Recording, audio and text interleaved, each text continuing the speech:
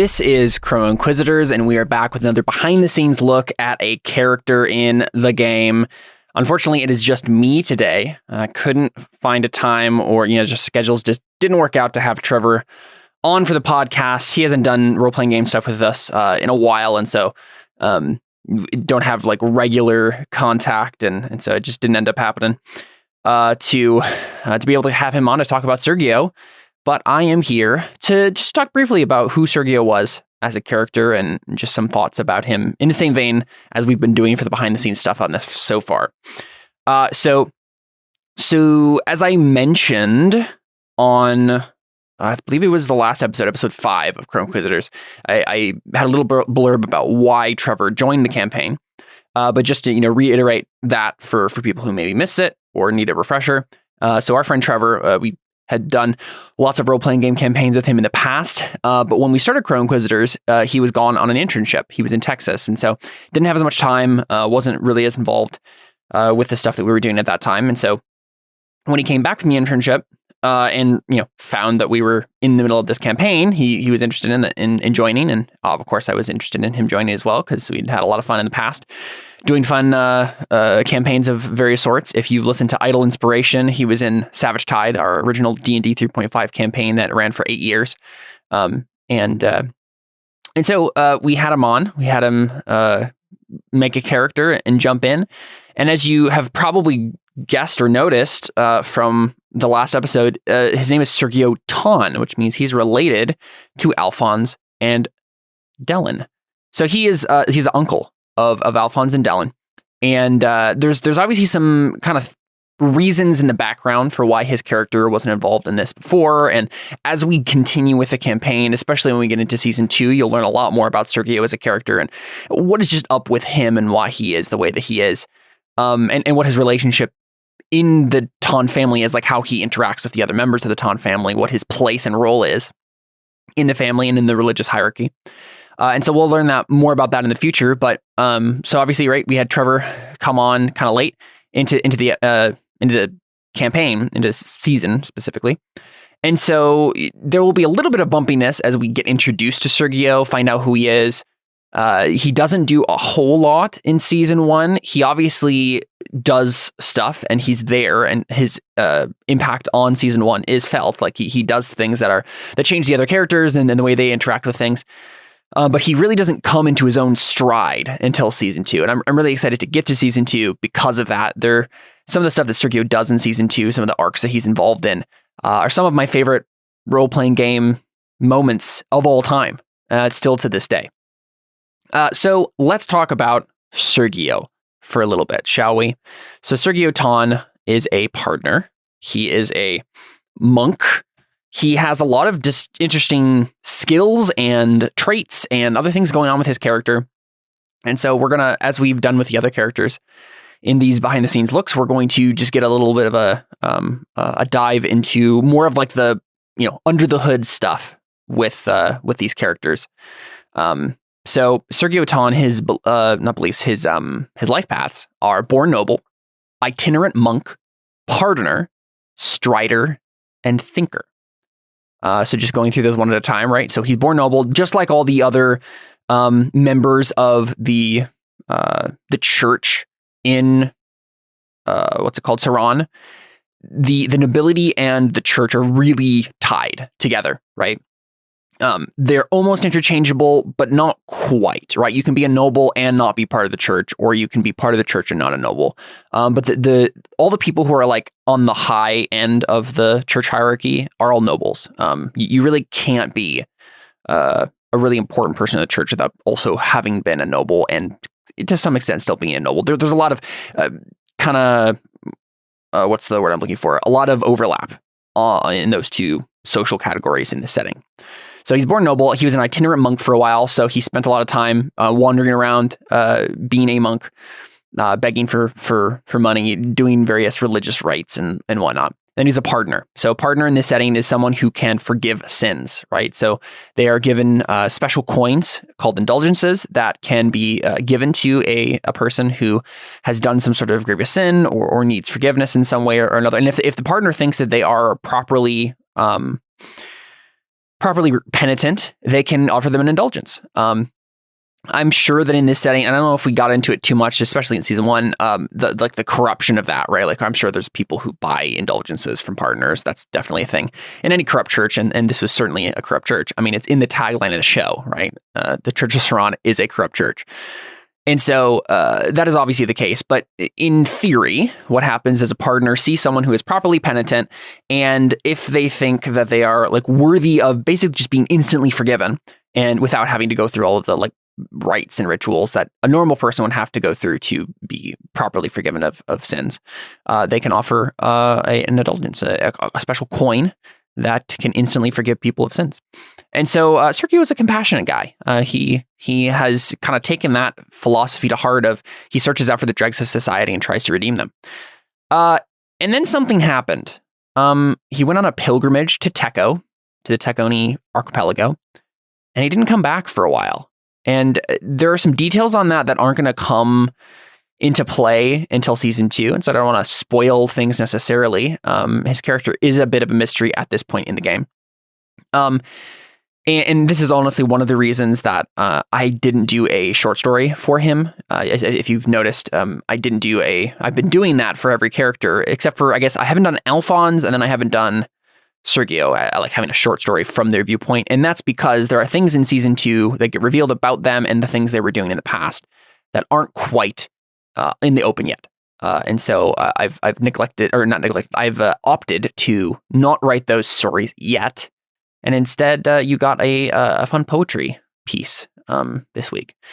But never fear, Sergio's backstory will become more clear in time. There's a lot of interesting stuff going on with his character, but as you may be able to guess just from his life paths here, right? He has the Strider life path, which means he was in the wilderness for 5 years, and then he was a thinker, which means you were, out in an isolated place thinking about stuff for 15 years. So he's been gone for 20 years, and he has recently returned to Sauron, and then been given the task by the Inquisitors to go join up with the Crow Inquisitors, this Inquisition, and keep them in line.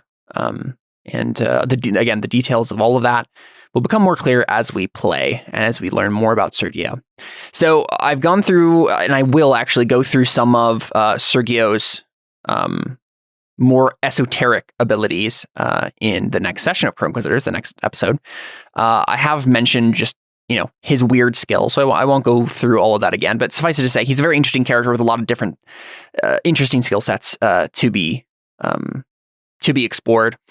But one of his instincts is I always have food on hand to share with others, right? He always has a snack to give someone else, which is just a fun thing about his character. Right? He has the trait loner. He has the normal like cultural traits. He has second sight, mark of privilege, partner, and tonsard. Right. He is the brother of Elon Tahn, who is Tan or Tahn. I don't know how you pronounce that, honestly. We've probably done it both ways in this campaign. But yeah, he's his brother. He's the brother of the Pope. And there's some interesting things there that will be explored later. But yeah, I mean, that's kind of like the main stuff you need to know about like his character and stuff. I'm trying to think off the top of my head, like what Trevor's inspirations for Sergio were. And I imagine part of it is Trevor grew up Catholic. And so there's a lot of, Catholic influences on the Church of Sauron. And so I'm sure Trevor was like, oh yeah, I know how to, play a priest in this religion. And I'll dig into those life experiences and kind of make this character based off of that. And there's some fun stuff with Sergio and the church that as we continue. Sergio is a thinker, a compassionate character, and as we've been discussing characters in the Burning Wheel, in this campaign specifically, and how the player, we can tell something about the player by the character that they made in Crow Inquisitors, and we kind of did some analysis on that in previous behind the scenes episodes. And my thoughts on Sergio is that he is a pretty quintessential Trevor character, if you know Trevor. But he's a bit more on. He's not like the most cliched Trevor character. There have been others that have been pretty pretty on the nose. I mean, Trevor is a very intellectual person. He's really funny and weird, but very smart. Very, very smart. And but he does, I think, like playing characters who are nice people for the most part, right?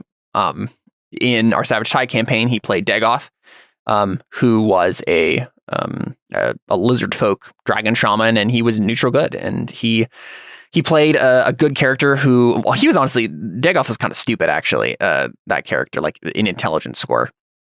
Sergio is definitely not, and a lot of the characters that Trevor plays are intellectual and scientific in some way, or to take it another way, they're interested in the magical metaphysics of things, and that's kind of more where Sergio lands, right? He is not a sciencey character, and neither was Dagoth, but both of them were magic-y characters, right? Sergio has obviously like social and church stuff that is fun to play with, and church hierarchy and the way all of that works, and how that is structured and can be played with church doctrine, philosophy, all that stuff. That's stuff that Trevor liked to play with Sergio. Making those philosophy rolls to figure out things were fun, and just philosophy rolls to like come up with some bullcrap philosophy thing to say to get a bonus on a persuasion test, right? Those are fun things that Trevor liked doing with the character, and you'll see that more as the campaign progresses. But Sergio has some magic things going on with him, and you'll get a little bit more of a breakdown of that next time. But yeah, I mean, it's fun to see. Sergio is a pretty complex character for this campaign. I mean, honestly, all Burning Wheel characters are to an extent complex. But I feel like Sergio, well, I don't know, maybe Sergio is my favorite character in Crow Inquisitors. It's possible. And it might just be because of season 2 and the particular things that happen in season 2 with the character. But Sergio is a interesting person. He is compassionate, but he has an edge to him, right? He spent 20 years in the wilderness thinking about stuff, having to survive in the wilderness and whatnot. He is very smart and intelligent. He has a lot of knowledge of doctrine and philosophy. He has a lot of idealism and thoughts about the way the world should work. And things don't always pan out in the world the way Sergio thinks they might, or that Sergio wants them to.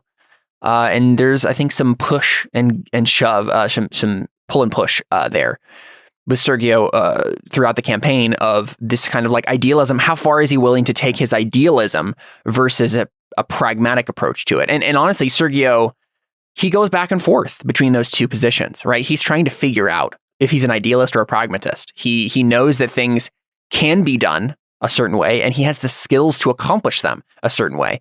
But sometimes he decides, and most of the time, I mean, especially in season 1, he decides, you know what?